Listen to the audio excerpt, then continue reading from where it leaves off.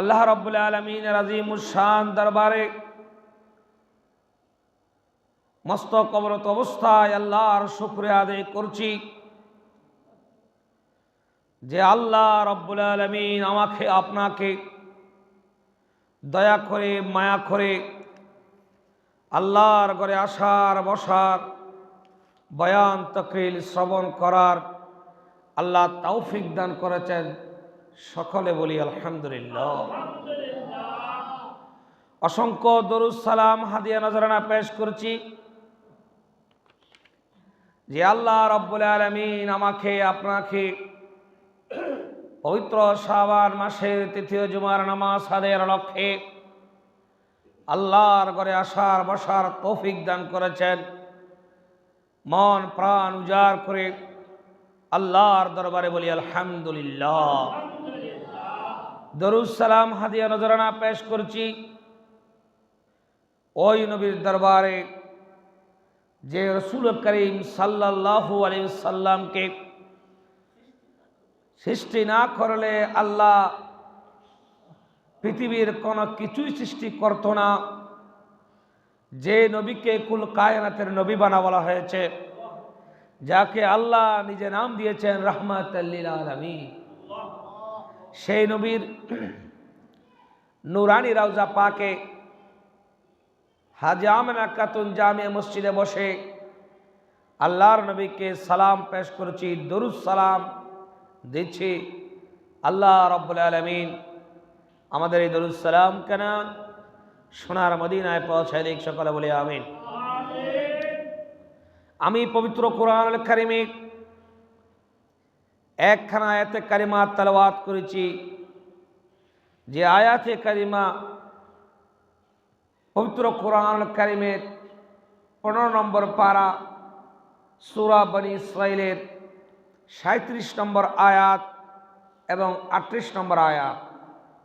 যে আয়াতের মধ্যে আল্লাহ রাব্বুল আলামিন ইরশাদ করে বলেন, ওয়ালা তামশি ফিল আরদি মারহা ইন্নাকা লান তাখলিকাল আরদা ওয়া লান তাবলিগাল জিবালা তুলা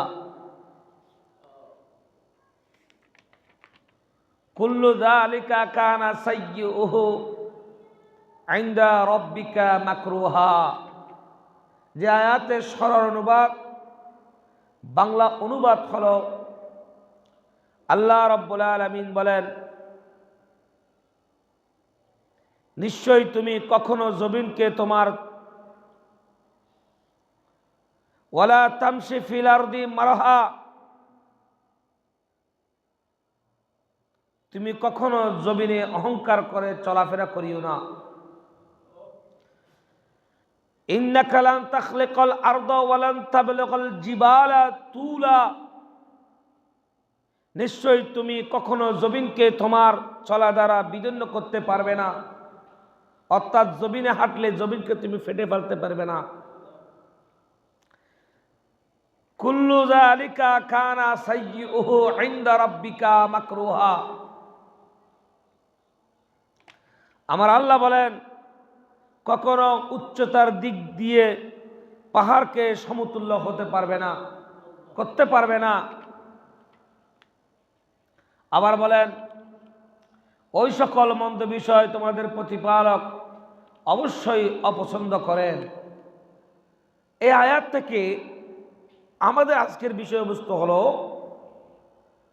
অহংকার কি, একজন মুসলমান তার জীবনযাপন কেমন হবে, একজন মুসলমান সে কিভাবে জীবনযাপন করবে। রাসূল করিম সাল্লাল্লাহু আলাইহি ওয়াসাল্লাম বলেন, আল্লাহর কাছে ওই ব্যক্তি সবচেয়ে বেশি দামি যার অন্তরে অহংকার নাই, যার দিল সংকীর্ণ নয়, যার দিল অতি বেশি প্রশস্ত। সুবহানাল্লাহ।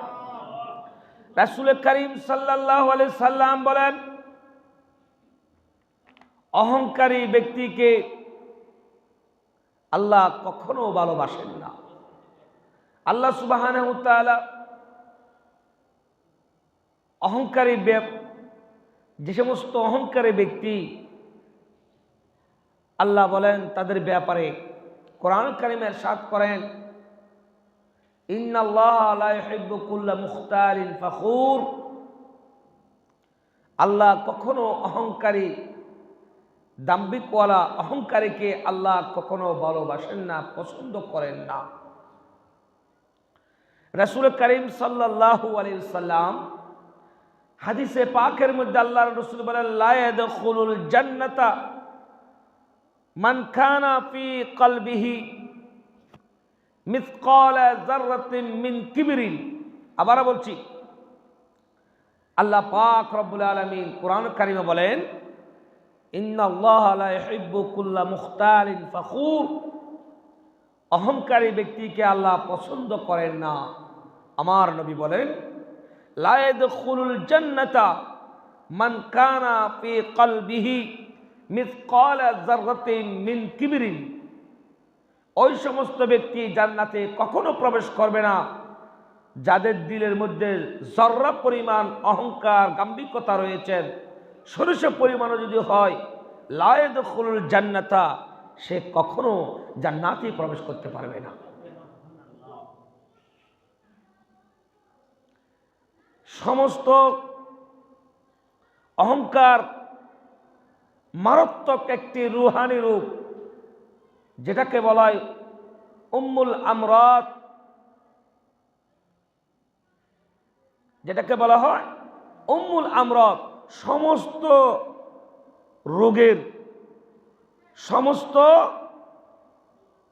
রোগের মূল রোগ হচ্ছে উম্মুল আমরাত।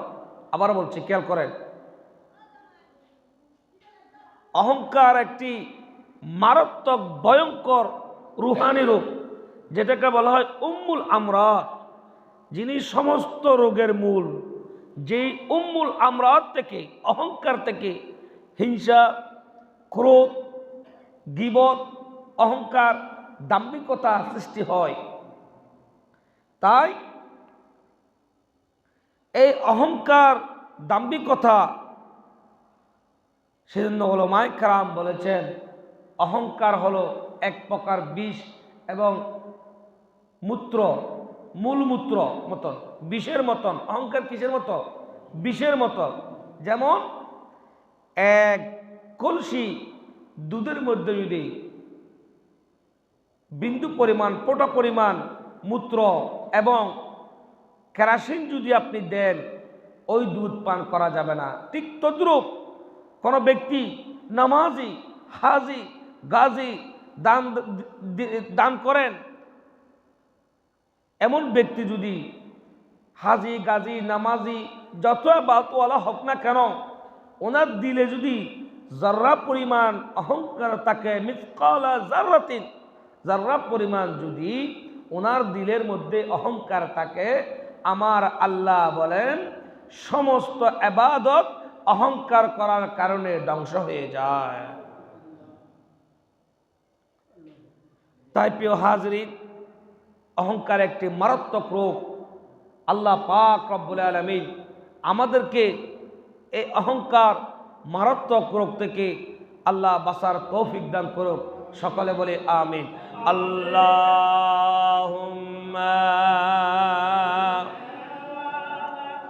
সাইয়্যিদিনা মাওলানা ওয়া আলা আলি সাইয়্যিদিনা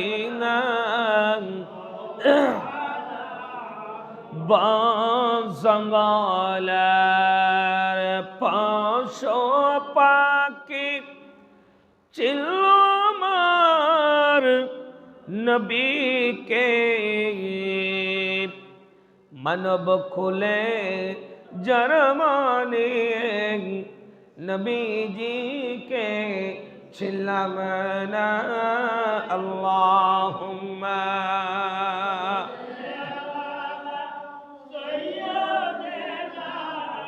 মৌলানা মুহাম্মদ ওয়া আলা আলি সাইয়্যিদিনা।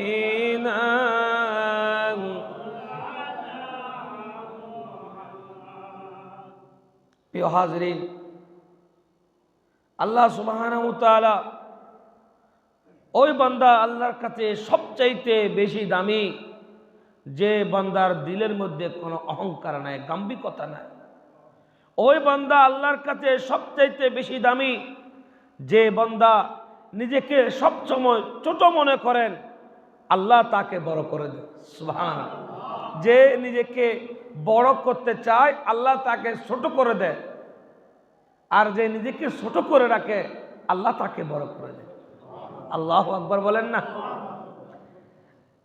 রাসূল করিম সাল্লাল্লাহু আলাইহি ওয়াসাল্লাম বলেন,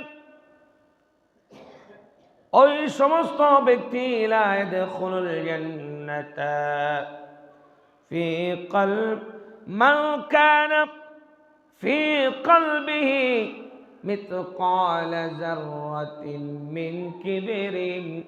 ওই ব্যক্তি কখনো আল্লাহর জান্নাতে প্রবেশ করতে পারবে না যারা মানুষকে তুচ্ছ তাচ্ছিল্য করেন, অহংকার করেন, গাম্ভীর্যতা করেন।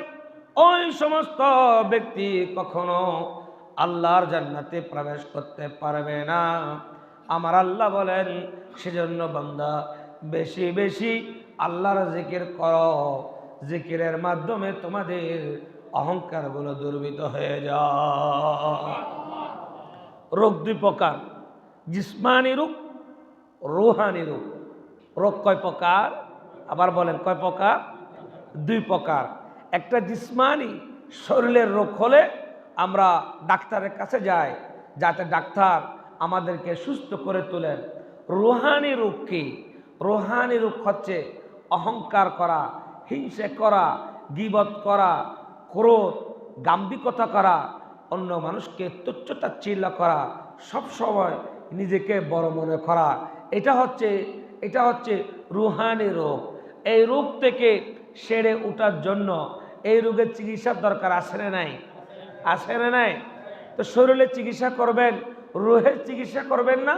রুহের চিকিৎসা করার জন্য আমার আল্লাহ বলতেছেন, বান্দা তুমি নিজেকে ছোট মনে করো, নিজেকে একেবারে ছোট মনে করো, বেশি বেশি আল্লাহর জিকির করো, হালালের মধ্যে থাকো, হারাম থেকে বাঁচো। আমি আল্লাহ তোমার রুহানি রোগকে তোমাকে সুস্থ করে দিব। জোরে সোরে বলে সুবহানাল্লাহ।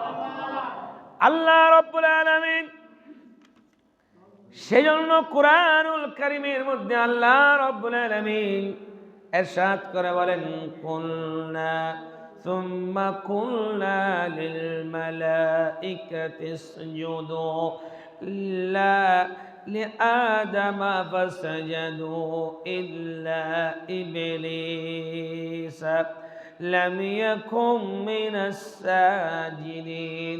আমি আল্লাহ যখন আদমকে সৃষ্টি করলাম, আদমের মধ্যে যখন আল্লামা আদমাল আসমাউল হুসনা, আমি আদমের মধ্যে যখন এলম দিলাম, আমি শয়তানকে বললাম লি আদামা ফাসাজাদু ইল্লা ইবলিস, আয় ইবলিস আয় তুমি তাকে সাজদা করো। ইল্লা ইবলিস, সমস্ত ফেরেশতারা আদমকে সাজদা করলো।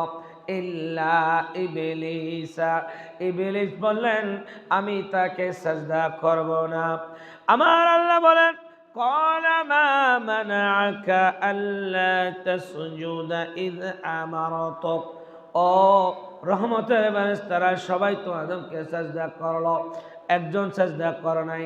সেটাই আল্লাহকে যুক্তি দিচ্ছেন, ক্বালা আনা খায়রুম মিনহু খালাকতানি মিন নারিন ওয়া খালাকতাহু মিন তিন। আয় আল্লাহ, আদমকে তো আপনি মাটি দিয়ে সৃষ্টি করেছেন, আদম তো নিচের দিকে থাকবে, মাটি তো নিচের দিকে। আর মিন খালাকাকুম মিন নারিন ওয়া খালাকাকুম মিন তিন, আগুন তো পরে থাকে, মাটি তো নিচে থাকে। সুতরাং মাটিকে আগুন কখনো সাজদা করতে পারে না। নাউজুবিল্লাহ। আমার আল্লাহ বলেন, আবা ওয়াস্তাকবারা ওয়া কানা মিনাল কাফিরিন। এই কাফের হয়ে গেলেন আদমকে সাজদা না করার কারণে।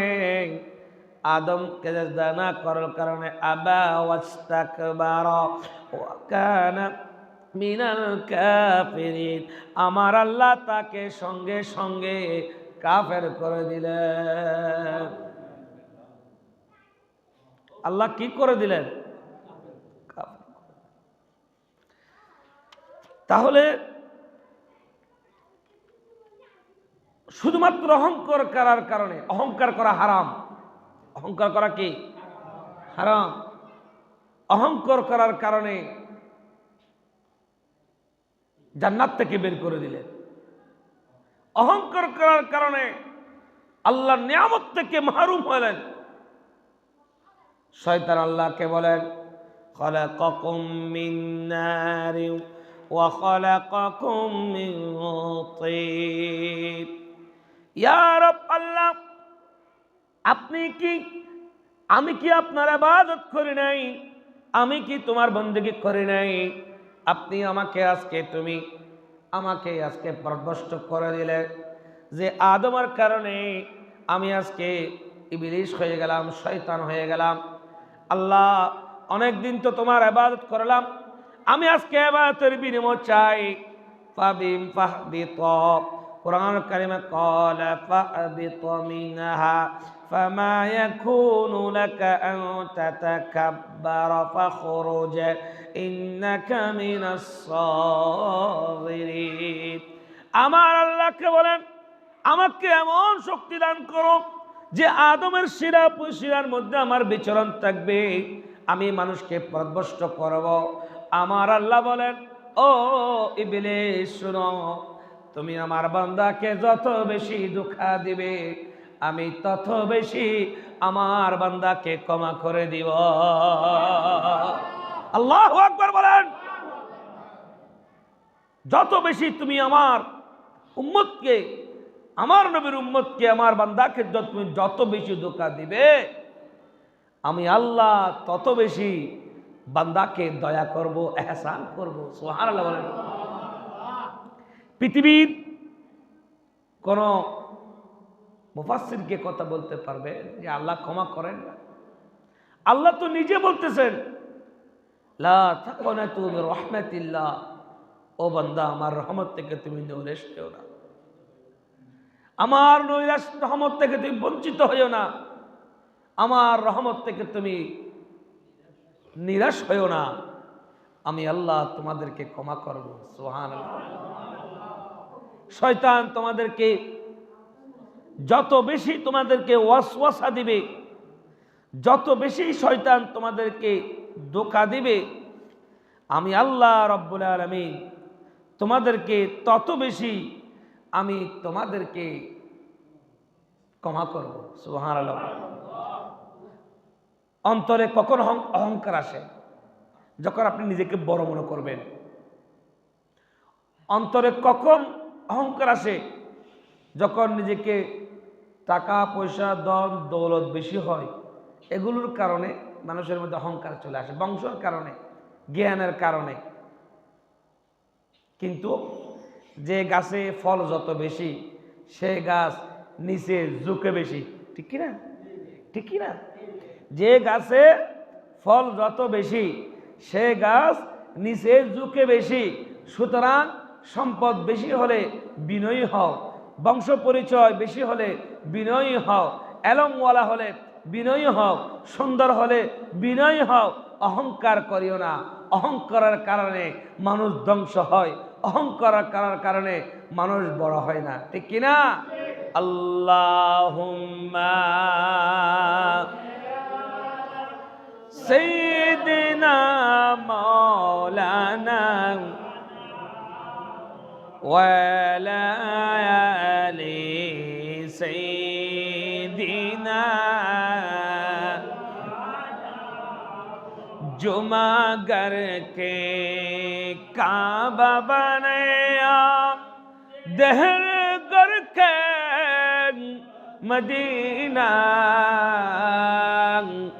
जैना माजे बसे बसे देखिब सोनार मदीना। अल्लाहुम्मा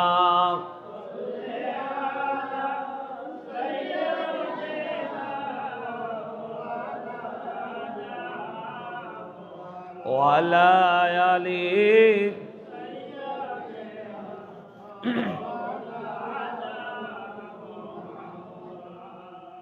আল্লাহর হুকুমের সামনে কোনো যুক্তি চলে না। আল্লাহর হুকুমের সামনে কোনো যুক্তি চলে? আল্লাহর হুকুম, আল্লাহর হুকুম, আল্লাহর হুকুম। আপনি আপনার গর্দানকে আল্লাহর হুকুমের নিচে বিলীন করে দিবেন, এটাই হচ্ছে শরীয়ত। আল্লাহর হুকুমের সামনে, আল্লাহর হুকুমের সামনে কোনো যুক্তি চলে না। শয়তান সেদিন আল্লাহকে যুক্তি দিয়েছিল, খলাকাকুম মিন নারিন ওয়া খলাকাকুম মিন তিন। ইয়া রব, মাটি তো নিচে দিকে, মাটির স্বভাবজাত হতে নিচের দিকে যাবে। মিন তিন, মিন নারিন, আগুনের স্বভাবজাত সেটা উপরের দিকে যাবে। আমার আল্লাহ বলেন, আল্লাহর কাছে যুক্তি চলে না, আল্লাহর হুকুম চলে। যদি যুক্তি দিয়ে হুকুম চলে, তাহলে মানুষ এক ফোঁটা রক্ত যখন বের হয়, যে জায়গায় বের হয় সে জায়গায় ধুয়ে ফেলে তো হয়ে যায়, উজু করার কি দরকার? কথা বলেন ঠিক কিনা? মানুষের বায়ু প্রবাহিত নিগত হলে, তো যেদিক দিয়ে বায়ু নিগত হয় সেদিক দিয়ে দুলে তো হয়ে যায়, উজু করার কি দরকার?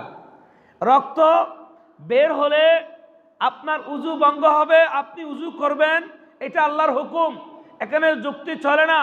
বায়ু নিগত হলে আপনি উজু করবেন, এটা আল্লাহর হুকুম, এখানে যুক্তি চলে না। সেদিন আল্লাহর হুকুমের মধ্যে ইবলিস যেদিন যুক্তি দিয়ে দিতে চেয়েছিল, আমার আল্লাহ বলেছিলেন আবা ওয়াস্তাকবারা ওয়া কানা মিনাল কাফিরিন। আল্লাহর হুকুম না মানার কারণে, আল্লাহর হুকুমের বিপরীতে যুক্তি দিতে গিয়ে সে ইবলিসে পরিণত হয়েছে, ঠিক কিনা? সুতরাং আল্লাহর হুকুমের সামনে কোনো যুক্তি চলে না। আল্লাহর হুকুমের নিচে বরঞ্চ বান্দার গর্দানকে ঝুঁকিয়ে দিতে হয়, ঠিক কিনা? আমার আল্লাহ বলেন,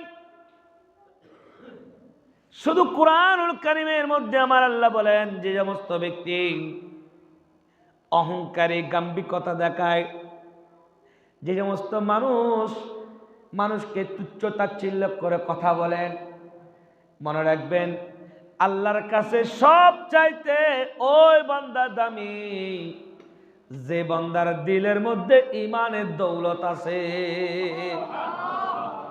একটা ঘর আছে, ওই ঘরের মধ্যে কোনো মানুষের বসবাস নাই, ঘরের দাম নাই। একটা ঘর আছে, ওই ঘরের মধ্যে কোনো আলো নাই, ওই ঘরের কোনো দাম নাই। আমার আল্লাহ বলেন, তোমার দেহ আছে, কলব আছে, কলবের মধ্যে আলো নাই, তোমার কলবের দাম নাই। ও বান্দা শুনো, ওই কলব আল্লাহর কাছে দামি, যে কলবের মধ্যে ঈমানের দৌলত আছে, যে কলবের মধ্যে আল্লাহ আছে, যে কলবের মধ্যে নবী আছে, ওই কলব সবচাইতে দামি। সুতরাং কলবের মধ্যে আল্লাহকে রাখো, কলবের মধ্যে নবীকে রাখো।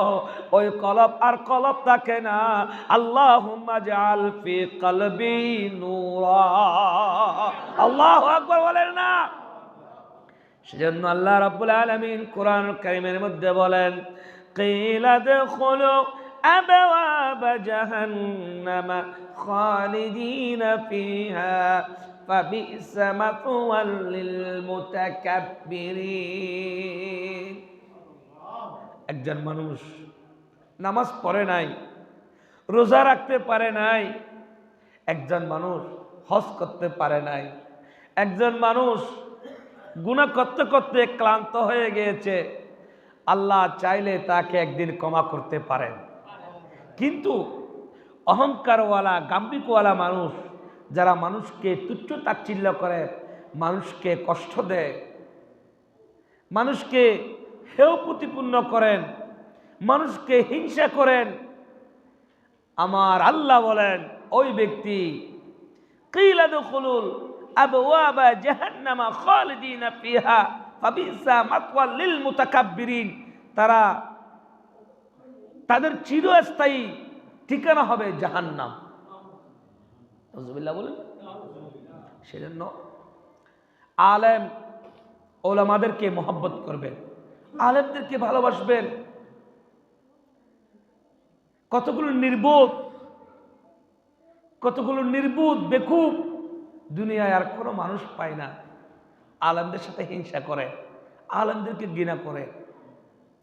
কত বড় কমপক্ত জালেম হলে, হাইওয়ান হলে আলেমদেরকে ঘৃণা করা হয়। আলেমরা তো নবীদের ওয়ারিসদার। আলেমরা আপনাদেরকে কোরআন হাদিস শোনাচ্ছেন, ইলমে দ্বীন শিখাচ্ছেন, আল্লাহ চিনাচ্ছেন, নবী চিনাচ্ছেন, কোরআন শিক্ষা দিচ্ছে, হাদিস শিক্ষা দিচ্ছে। আলেমদের মাধ্যমে আপনারা ইহদিনাস সিরাতাল মুস্তাকিমের সঠিক সরল পথে আপনারা পরিচালিত হচ্ছেন। সুতরাং তাদেরকে মহব্বত করা, তাদেরকে ভালোবাসা মহব্বত করলে আমার আল্লাহ খুশি হবে। সুবহানাল্লাহ বলেন। রাসূল করিম সাল্লাল্লাহু আলাইহি সাল্লাম বলেন, যেই সমস্ত ব্যক্তি অহংকার করেন তারা আল্লাহর রহমতের চাদর ধরে টান দেয়। কেউ যদি আপনার পরনের কাপড় ধরে টান দেয়, বলেন কেউ যদি কোনো আপনার লুঙ্গি ধরে টান দেন, কাপড় ধরে টান দেন, আপনি কি তাকে মহব্বত করবেন না ঘৃণা করবেন? আরে বলেন না, কি করবেন? ঘৃণা করবেন। বলেন না, ঘৃণা করবেন। আমার আল্লাহ বলেন, ওই সমস্ত ব্যক্তিকে আল্লাহ ঘৃণা করেন। আল্লাহর হাবিব সরকারে মদিনা বুখারীর মধ্যে হাদিস এনেছেন, রাসূল করিম সাল্লাল্লাহু আলাইহি ওয়াসাল্লাম বলেন, আল কিবরিয়া রিদাই ওয়াল আযমাতু ইজারি ফামান নাযাআনি ওয়াহিদাম মিনহুমা।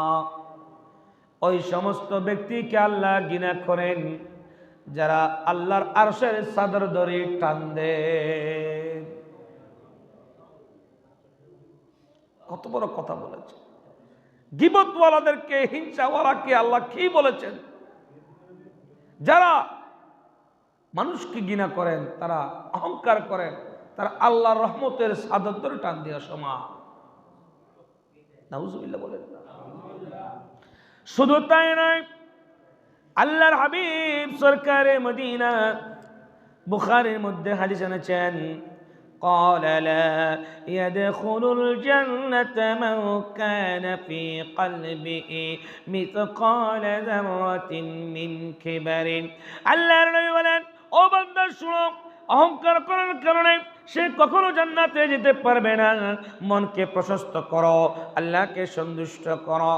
বাদশাহ হারুনের একটা ঘটনাকে কেন্দ্র করে আল্লাহ রাসূল বাদশাহ হারুনের একটা ঘটনা, বাদশাহ হারুন জগৎ বিখ্যাত, ইসলামের মধ্যে যার সবচাইতে বেশি অবদান স্বর্ণক করে বাদশাহ হারুনের নাম লেখা হয়েছে।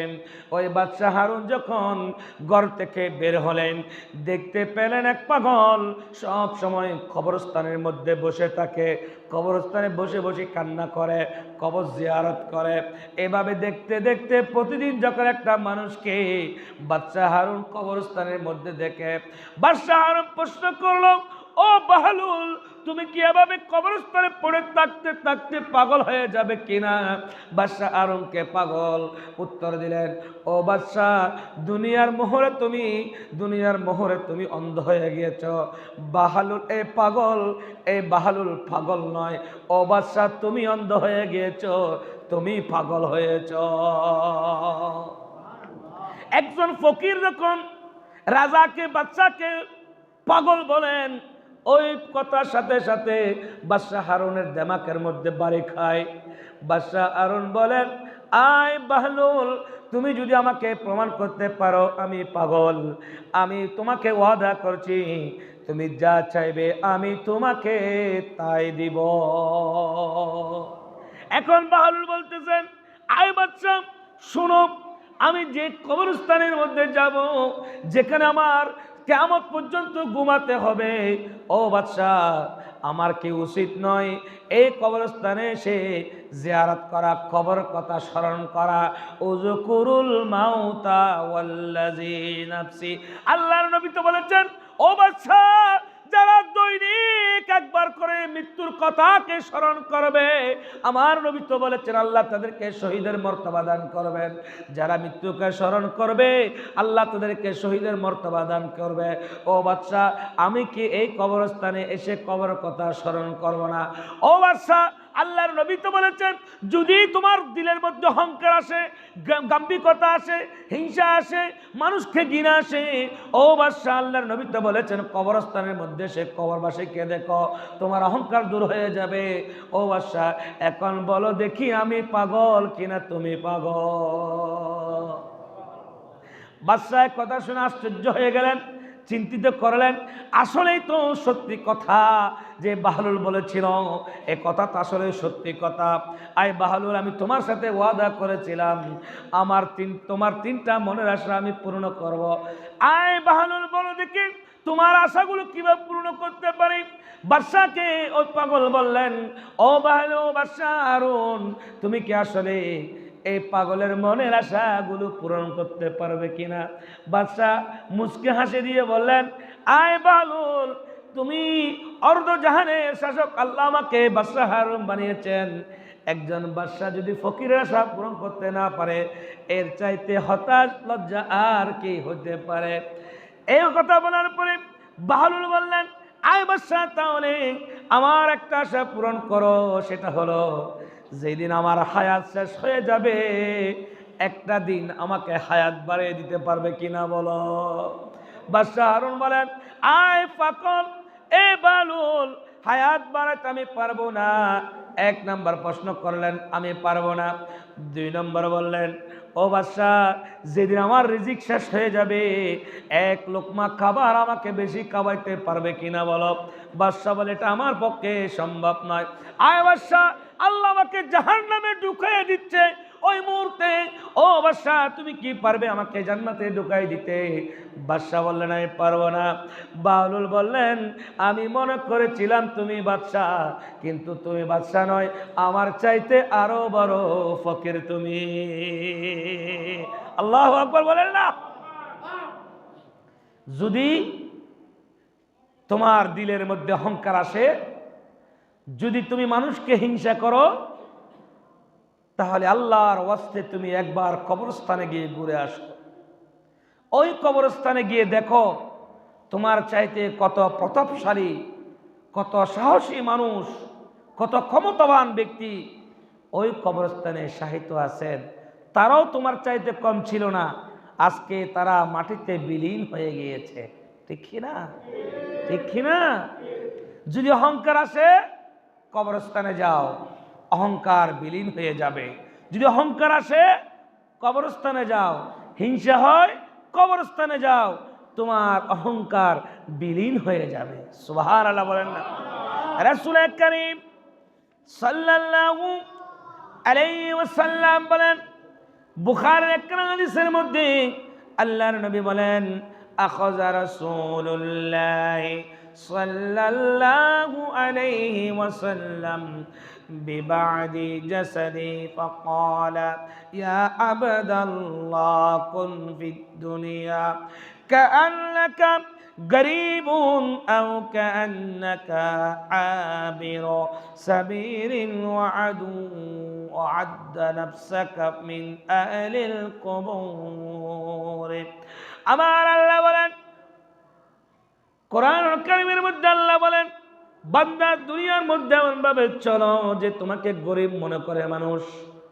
আল্লাহর হাবিব বলেন, ইয়া আবদাল্লাহ, ও আল্লাহর বান্দা, মনে করো তুমি একেবারে গরিব হালতে চলো, আর দুনিয়ার মধ্যে তুমি এমন ভাবে চলো যে দুনিয়ার মধ্যে তুমি একজন প্রবাসী।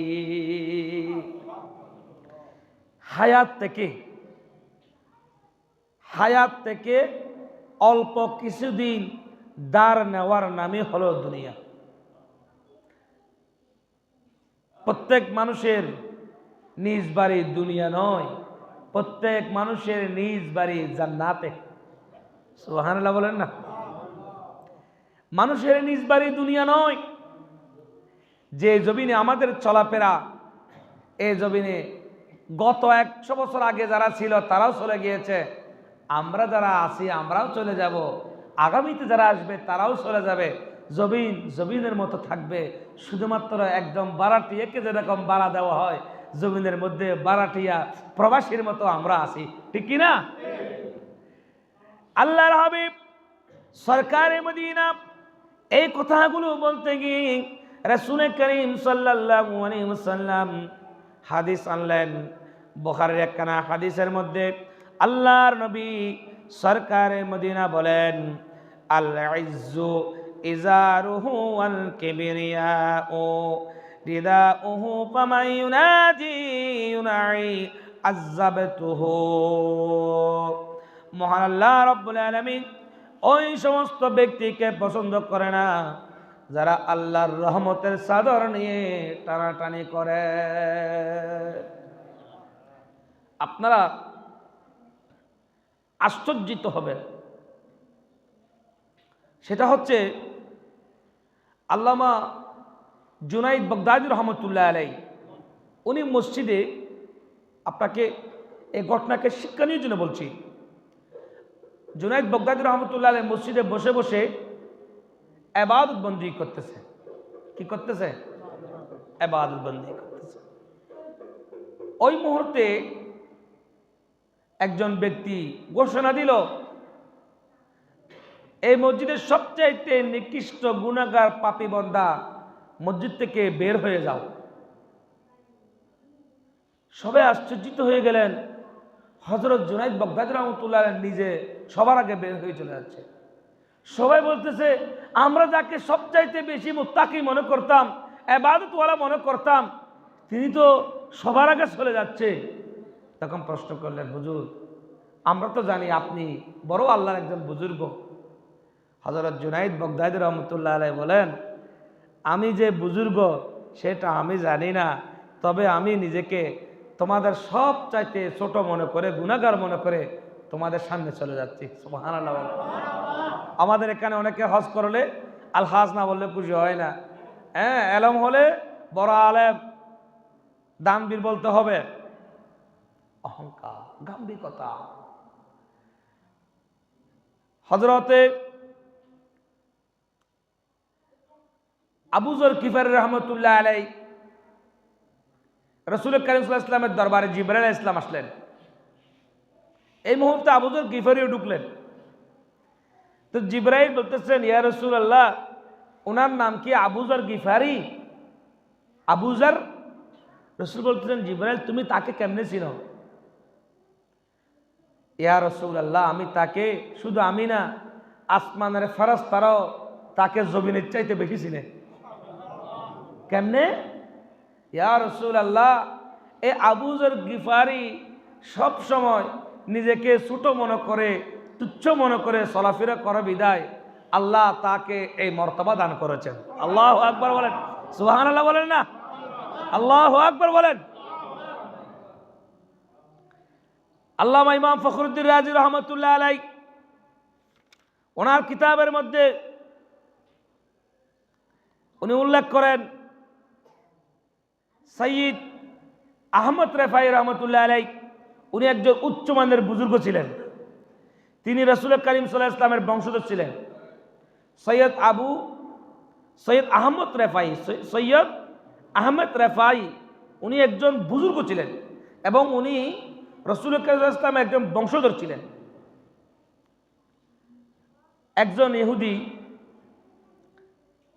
হযরত আহমদ রেফাইকে দূর থেকে দেখতেছেন, আহমদ রেফাই আসতেছে। তখন এক ইহুদি পণ্ডিত তার পাশে যারা আছে তাদেরকে বলতেছেন, আহমদ রেফাই আসতেছে, তাকে আমি একটা প্রশ্ন করব, যদি সেই আমার এই প্রশ্নের উত্তর আমার মনের মতো করে দিতে পারে, আমি সহ আমার পরিবারের সবাই ইসলাম গ্রহণ করব। আপনাকে উদাহরণ দিচ্ছি।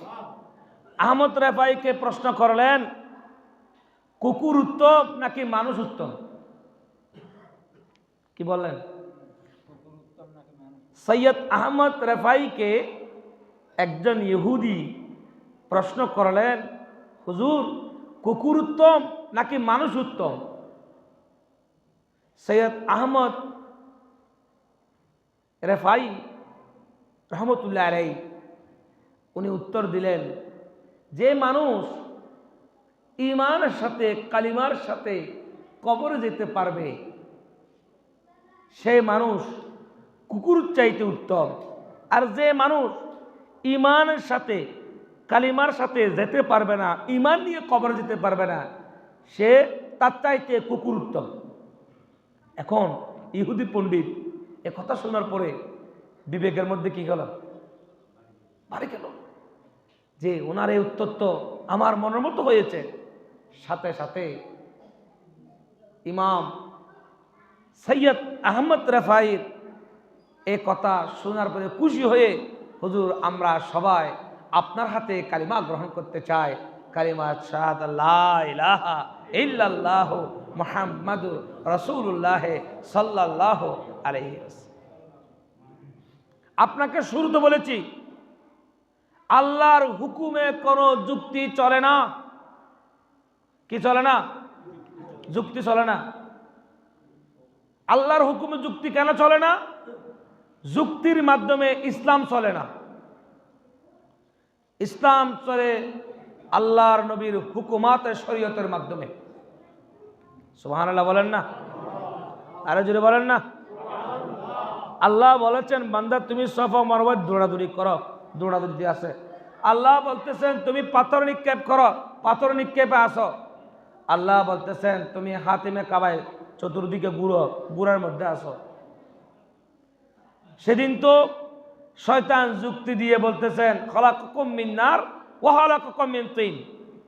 যুক্তির হাতিলা আবার উপস্থাপন করছে আপনাদেরকে। রক্ত যেদিকে বের হয় সেদিকে দুলে তো হয়ে যায়, উজু করার কি দরকার? শয়তানের যুক্তি। শয়তান থেকে যুক্তি বেশি। শয়তান কি দেয়? যুক্তি বেশি দেয়। আমলের ক্ষেত্রে যখন একজন মানুষ নামাজি হতে চায় তখন শয়তান তাকে বিভ্রান্ত করে। আপনারা দেখেন না, আপনারা যখন নামাজের মধ্যে থাকেন, নামাজের মধ্যে যখন আপনারা দাঁড়ান, আপনার খেয়াল দিয়াল নিয়ে কি পরিমাণ শয়তান যুদ্ধ করে নামাজের মধ্যে, ঠিক কিনা? কিন্তু অন্য ক্ষেত্রে এত এত ডিস্টার্ব করবে না, নামাজের মধ্যে বেশি ডিস্টার্ব করবে। শয়তান তোমাকে ওয়াসওয়াসা দিয়ে, ধোঁকা দিয়ে তোমাকে কিভাবে বিভ্রান্ত করবে? শয়তান ওই যে আদমের প্রতি খুব, আদম আলাইহিস সালামের প্রতি খুব, আদমের কারণে তিনি আবা ওয়াস্তাকবারা ওয়া কানা মিনাল কাফিরিন হলেন। যুক্তি দিচ্ছে শয়তান আল্লাহকে, মাটি তাকে নিচে, আগুন তাকে উপরে। আল্লাহ আপনি আমাকে কিভাবে বলেন যে আমি আগুন হয়ে মাটিকে সেজদা করব? এখানে কি কোনো যুক্তি চলে? কোনো ব্যক্তি বায়ু নিগৃহীত হলো বা বায়ু প্রবাহিত হয়ে গেল, এখন কি উজু আছে না নাই? নাই, নাই বলেন না? নাই। তো যেদিকে বায়ু প্রবাহিত হয় সেদিকে দুই দিলে তো হয়ে যায়, উজু করার কি দরকার? বায়ু বের হয় পিছনে, সামনে মুখ ধোয়ার কি দরকার? যুক্তি। কিন্তু ইসলাম বলে, ইসলাম যুক্তিতে চলে না, আল্লাহর হুকুমে চলে। সুবহানাল্লাহ বলেন, আল্লাহু আকবার বলেন না? সর্বশেষ আজ জুমার বয়ান, শাবান মাসের তৃতীয় জুমার বয়ানের মূল খুলাসা, মূল বক্তব্য হলো মুসলমান যতক্ষণ পর্যন্ত না তাদের দিল থেকে অহংকার দূর করতে পারবে না, গাম্ভীর্যতা দূর করতে পারবে না, হিংসা দূর করতে পারবে না, গীবত দূর করতে পারবে না, অতক্ষণ ওই মুসলমানের কোনো ইবাদত আল্লাহর কাছে আসবে না। যতক্ষণ পর্যন্ত মুসলমান ঈমান, আমল, তাকওয়া ততক্ষণ মজবুত থাকবে যতক্ষণ পর্যন্ত তার হৃদয়ের মধ্যে আল্লাহ এবং রাসূল থাকবে। সুবহানাল্লাহ। তাই আল্লাহ পাক রব্বুল আলামিন আসন্ন জাতীয় নির্বাচন, সামনে কি জাতীয় নির্বাচন, এই ভোট যেটা দিবেন এটাও আপনার একটা আমানত। এটা কি আমানত? এই আমানত আপনার যাকে ন্যায় মনে হয়, হক মনে হয়, আপনি তাকে দিবেন। কিন্তু এই আমানত কেউ আল্লাহর রাস্তা টাকা দিয়ে বিক্রি করবেন না। এটা কিন্তু বড় ধরনের আমানতের খেয়ানত হবে। আল্লাহ পাক রব্বুল আলামিন আমাদেরকে জুমারে খুতবার বয়ান আপনারা যারা শুনছেন আমল জিন্দেগি করার আল্লাহ তৌফিক দান করুক। সকলে বলে আমিন। আল্লাহ পাক রব্বুল আলামিন আমাদেরকে সুন্নত তরিকা অনুযায়ী, রসুলুল্লাহ তরিকা অনুযায়ী, শরীয়ত অনুযায়ী জীবনযাপন করার তৌফিক দান করুক। আলাইনা